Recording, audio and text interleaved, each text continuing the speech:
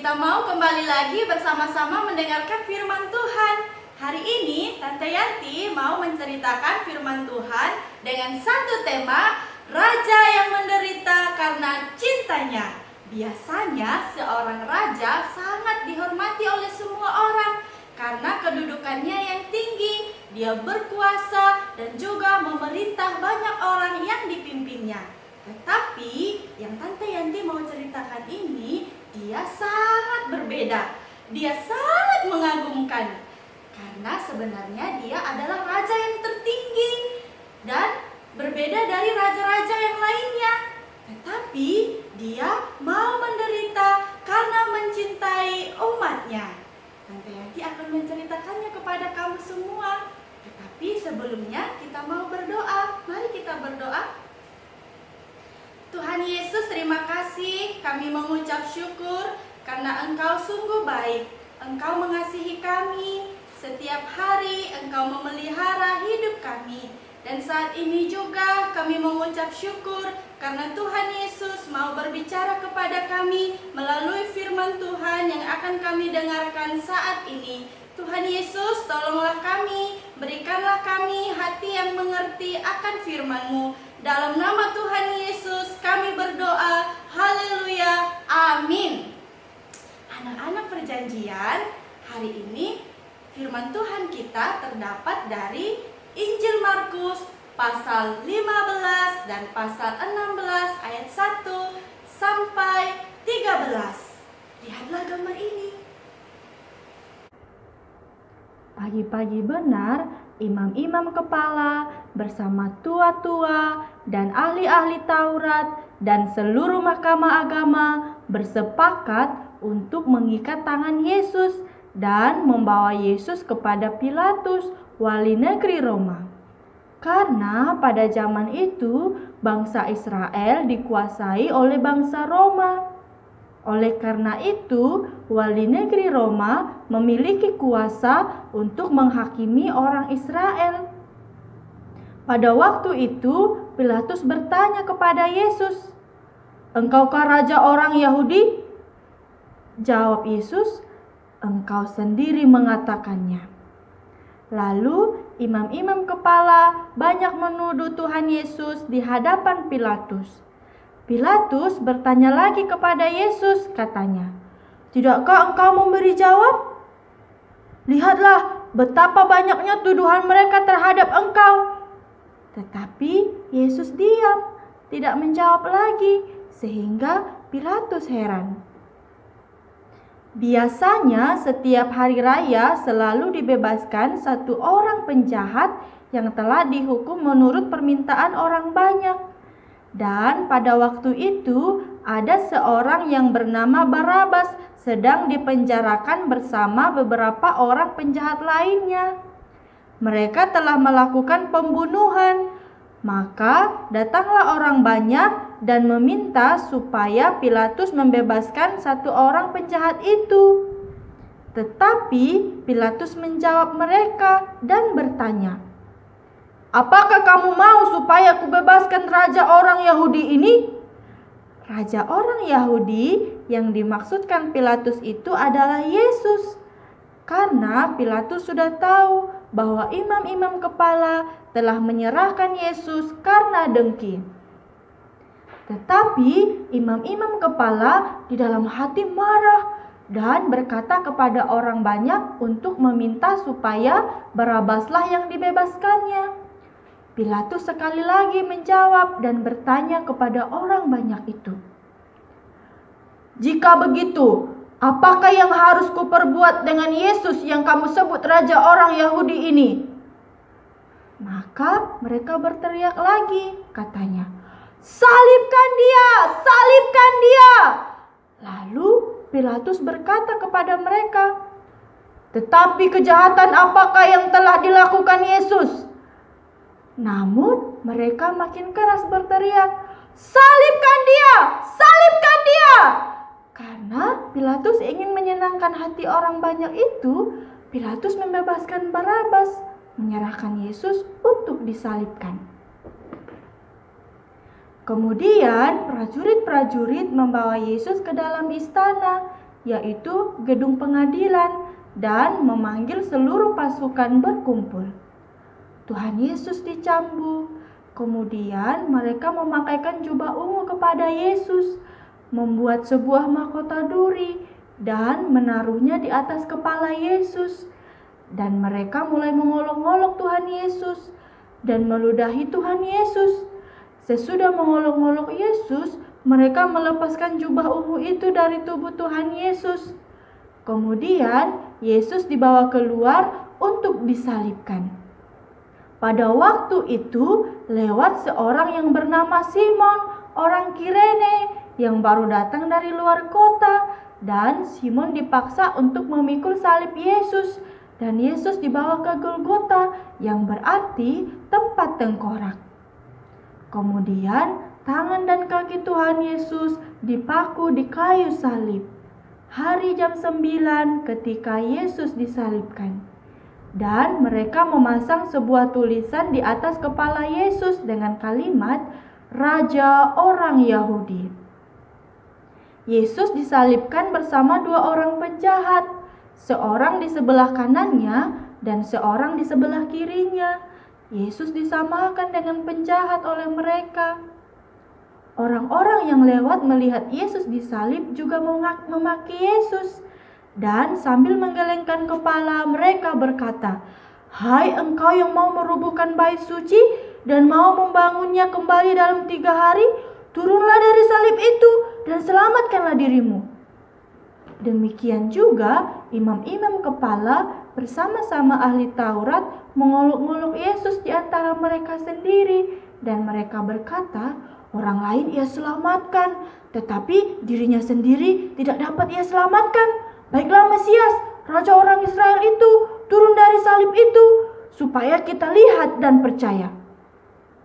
Bahkan kedua orang yang disalibkan bersama-sama dengan Tuhan Yesus pun mengolok-olok Yesus juga. Pada jam 12, daerah itu sangat gelap sampai jam 3. Dan pada jam 3 berserulah Yesus dengan suara nyaring, "Eloi, Eloi, lama sabachthani?" Yang berarti, "Allahku, Allahku, mengapa engkau meninggalkan aku?" Mendengar itu, beberapa orang yang berdiri di situ dengan salah paham berkata, "Lihat, ia memanggil Elia." Maka datanglah seorang memberi Yesus minum anggur asam serta berkata, "Baiklah kita tunggu dan melihat apakah Elia datang untuk menurunkan dia." Kemudian Yesus mati dengan menyerahkan nyawanya kepada Bapa di surga. Ketika Yesus mati, tirai bait suci terbelah 2 dari atas sampai ke bawah. Waktu kepala pasukan yang berdiri melihat Yesus mati demikian, maka percayalah ia kepada Yesus dengan berkata, "Sungguh orang ini adalah anak Allah." Ada juga beberapa perempuan yang melihat Yesus dari jauh, yaitu Maria Magdalena, Maria ibu Yakobus muda, dan Yoses, serta Salome. Beberapa perempuan itu adalah orang-orang yang telah mengikut Yesus dan melayaninya waktu Yesus di Galilea. Pada waktu hari mulai malam, dan hari itu adalah hari persiapan, yaitu hari menjelang Sabat. Yusuf, orang Arimatea, seorang anggota majelis besar yang terhormat, yang juga menanti-nantikan kerajaan Allah, memberanikan diri menghadap Pilatus dan meminta mayat Yesus untuk dikuburkan di dalam kubur yang digali di dalam bukit batu. Setelah lewat hari Sabat, Maria Magdalena dan Maria ibu Yakobus serta Salome membeli rempah-rempah untuk pergi ke kubur dan meminyaki Yesus. Dan pagi-pagi benar pada hari pertama minggu itu, setelah matahari terbit, pergilah mereka ke kubur Tuhan Yesus. Ketika mereka sampai, ternyata batu yang besar penutup kubur itu telah terguling dan pintu kubur telah terbuka. Lalu mereka masuk ke dalam kubur dan mereka melihat seorang malaikat yang duduk di sebelah kanan. Mereka pun sangat terkejut. Tetapi malaikat berkata kepada mereka, "Jangan takut. Kamu mencari Yesus orang Nazaret yang disalibkan itu? Ia telah bangkit. Ia tidak ada di sini. Lihat, inilah tempat mereka membaringkan dia. Tetapi sekarang pergilah, katakanlah kepada murid-muridnya dan kepada Petrus, ia mendahului kamu ke Galilea. Di sana kamu akan melihat dia, seperti yang sudah dikatakannya kepada kamu." Lalu mereka keluar dan lari meninggalkan kubur itu, sebab mereka sangat ketakutan. Mereka tidak mengatakan apa-apa kepada siapapun juga karena takut. Kemudian Tuhan Yesus datang kepada Maria Magdalena untuk memberitahu bahwa Yesus telah bangkit. Dan Tuhan Yesus juga datang kepada 2 orang muridnya. Lalu mereka menceritakan kepada murid-murid Yesus yang lain, tetapi murid-murid itu tidak percaya. Demikianlah cerita firman Tuhan yang terdapat dari Injil Markus pasal 15 dan pasal 16 ayat 1 sampai 13. Anak-anak perjanjian, bacalah kembali firman Tuhan ini. Dan setelah kamu membaca, dengarkanlah apa yang Tuhan Yesus mau katakan kepadamu. Apa yang kamu rasakan, apa yang kamu pikirkan, kamu juga boleh ceritakan kepada Tuhan Yesus dalam doamu. Dan kamu boleh ceritakan kepada sesamamu. Sekarang Tante Yanti mau menceritakan apa yang saya rasakan, apa yang saya pikirkan setelah saya mendengarkan firman Tuhan ini. Yang pertama, Tante Yanti sangat kagum kepada Allah karena Allah mau menyerahkan anaknya untuk manusia berdosa dan kepada Yesus yang taat kepada Bapa di sorga. Yesus adalah anak Allah yang kudus, sempurna, tidak ada dosa. Tetapi Yesus mau menanggung penderitaan di atas kayu salib karena mencintai umatnya dan mencintai semua orang, termasuk saya. Oleh karena itu, saat ini saya sungguh mau memuji Tuhan Yesus. Saya sungguh mengagumi Tuhan Yesus. Setiap hari saya mau mengasihi Tuhan Yesus dengan melakukan firman-Nya. Setiap hari, itu kerinduan saya. Dan saya juga tidak boleh melupakan pengorbanan Tuhan Yesus di atas kayu salib. Tetapi saya harus mengingatnya, segala kebaikan Tuhan Yesus dalam hidupku. Yang kedua, saya sangat marah dan sedih melihat manusia yang sangat jahat, seperti imam-imam kepala, ahli-ahli Taurat, dan orang banyak pada waktu itu. Mereka tidak mau percaya bahwa Yesus adalah Raja. Di dalam hati yang keras, mereka sangat menolak Tuhan Yesus. Mereka membenci Tuhan Yesus. Bahkan mereka mau membunuh Tuhan Yesus. Mereka sangat kejam. Mereka katakan, mereka berteriak, "Salibkan dia, salibkan dia." Mereka tidak punya belas kasihan. Pada zaman ini juga, banyak orang yang tidak mau percaya kepada Yesus yang adalah Allah. Mereka menolak Tuhan Yesus, tidak mau mendengarkan firman Tuhan. Bahkan manusia sangat jahat, seperti imam-imam kepala dan ahli-ahli Taurat dan orang banyak pada waktu itu.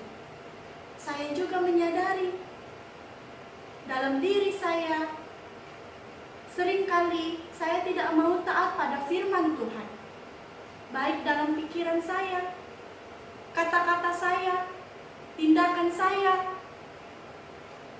Oleh karena itu, saat ini saya mau minta pengampunan kepada Tuhan Yesus dan mau disucikan oleh darah Yesus.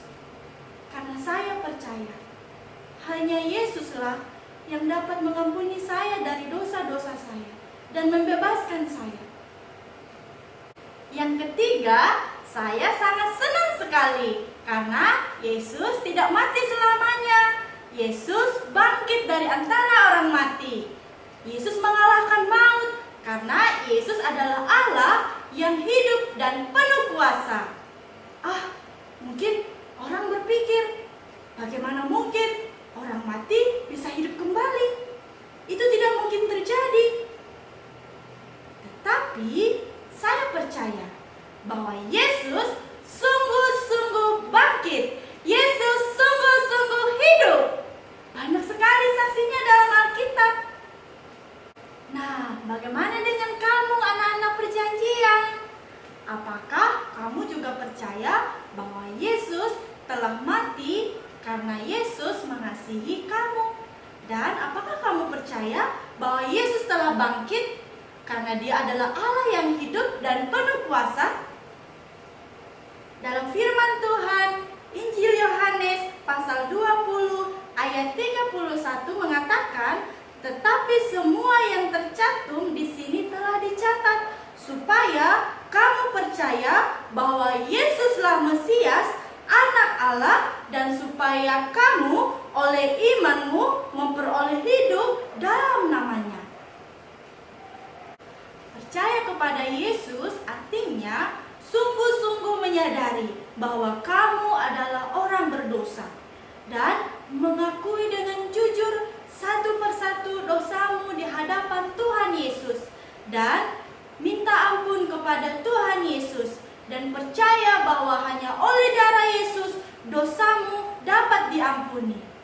Jikalau kamu belum pernah mengundang Yesus masuk di dalam hatimu, sekarang juga undanglah Tuhan Yesus masuk di hatimu.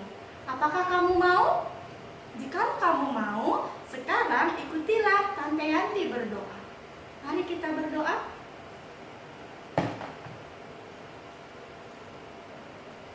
Tuhan Yesus, terima kasih karena Engkau telah mati, karena Engkau mencintaiku. Engkau sangat mengasihiku.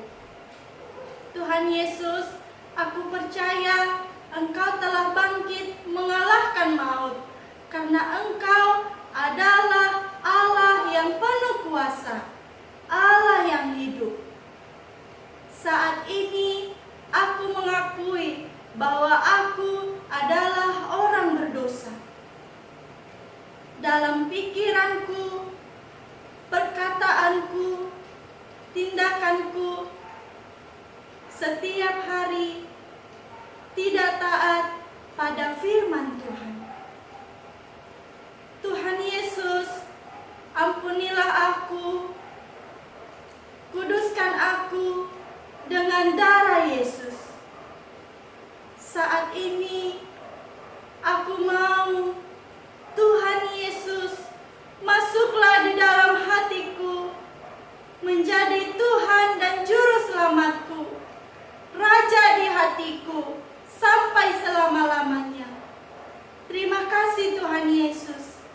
Dalam nama Yesus aku berdoa. Haleluya. Amin. Wah, kamu sudah mengundang Tuhan Yesus masuk di dalam hatimu.